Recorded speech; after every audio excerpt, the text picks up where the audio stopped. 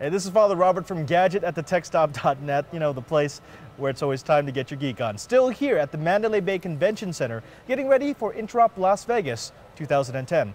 I'm here with the man of the hour, Mr. Glenn Evans, the lead engineer of Interop. He's the man who sort of makes all this magic happen, the maestro, if you were, Glenn. Good to see you. Hey, good to see you, Padre. Thanks. Now, we got to start off with this interesting little tidbit of a story. Now, we kicked off on Monday. Yeah, that's right. Monday the 19th of April. Right, and when did you arrive? Late evening on Thursday the 22nd. And why was that? Oh, some volcano decided to explode over Iceland and happened to push a cloud of ash over the UK airspace, and the powers that be decided to shut us down. Now, the fascinating part about that is, you know, we depend on our lead engineer. Our lead engineer is the one who makes sure we stay on schedule, the one that makes sure that we're getting the things done that we need to get done. But in true Interop spirit, we were able to do it because of, what was it, Skype this time? Yep, we actually had some Skype video conferencing systems set up, and I was basically the talking head remotely managing the network. Yeah, now, what I like about that is it's the walking the walk. We're all about connectivity, we're all about the network, the importance of the tools and the trade, and here we were actually putting that in practice.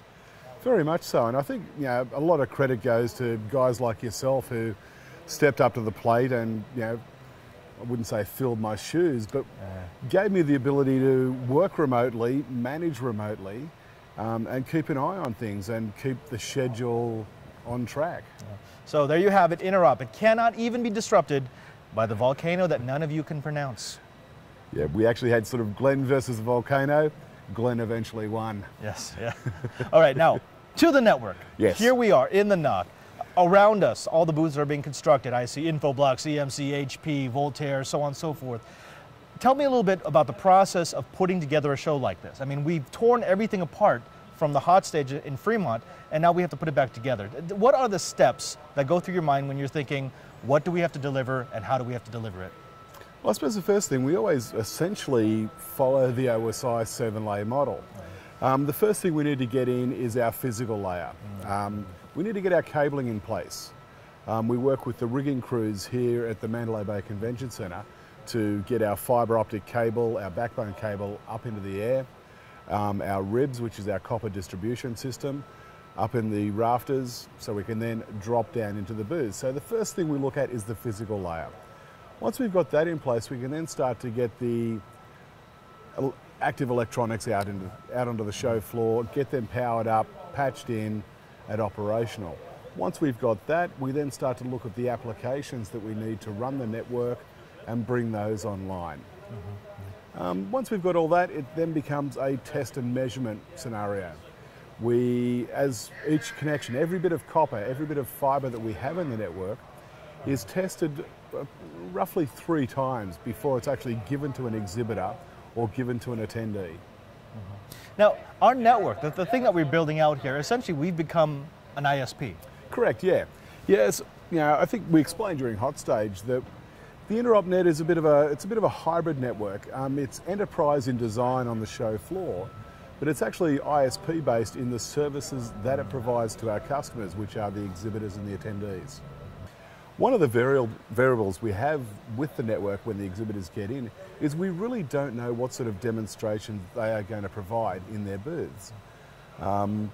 It could be a high definition video conference stream that they put out onto the network. Now, in general, the network can accommodate that sort of thing, but through management, monitoring and maintenance of the network, we're able to track those particular traffic flows and ensure that they get good service from end to end. And what would an attendee have to find? What would they have to see if they were to, say, come by the NOC? Well, with the NOC, we actually hold some formal classes 3 times a day. I think it's 11 o'clock, 1 o'clock and 3 o'clock. And then I think it's 11 and 1 on Thursday. And those are essentially formal tours explaining the whole InteropNet process from start to finish. In between those times, we are also running some management and monitoring on the InteropNet classes, which is something a little bit new this year. We're actually sort of extending that out. And then you've got the ability just to talk to the engineers about any particular issue or anything you want to see. The guys are all available. They're all open to answering questions. I actually believe there's even going to be an opportunity for attendees to have a beer with an engineer or two. I believe so, yeah. Wednesday is the booth crawl. I think it's 3:30 to 5:30 on the show floor. I believe the knock is part of the beer crawl, beer bash, whatever they're calling it. Free beer, yeah. Free beer, essentially, yeah, yes. That's what it is. Yeah. Yeah, I think the marketing term is the beer booth crawl. That's right, yes. So they're certainly, all attendees, it's open to all attendees. Come along, enjoy a beer, have a chat with the knock guys.